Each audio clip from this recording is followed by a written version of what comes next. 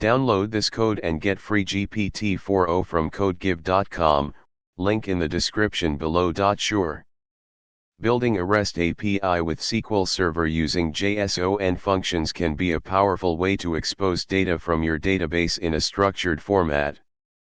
JSON functions in SQL Server allow you to work with JSON data directly within the database, making it easier to create APIs that return JSON responses.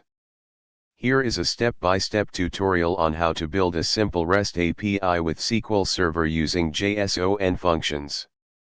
1. Create a database table to store your data.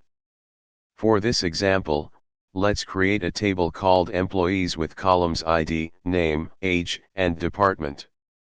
2. Insert some sample data into the Employees table.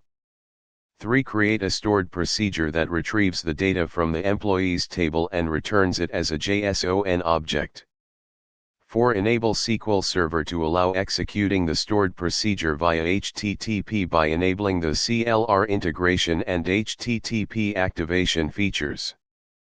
5. Create a new HTTP endpoint using SQL Server's HTTP server to expose the stored procedure as a REST API endpoint. 6. Test the API by making a GET request to the endpoint http://localhost/API/employees in your browser or a REST client.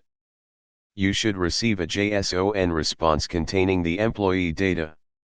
This is a basic example of how you can build a REST API with SQL Server using JSON functions. You can further enhance the API by adding more endpoints, implementing CRUD operations, and securing the API with authentication and authorization mechanisms.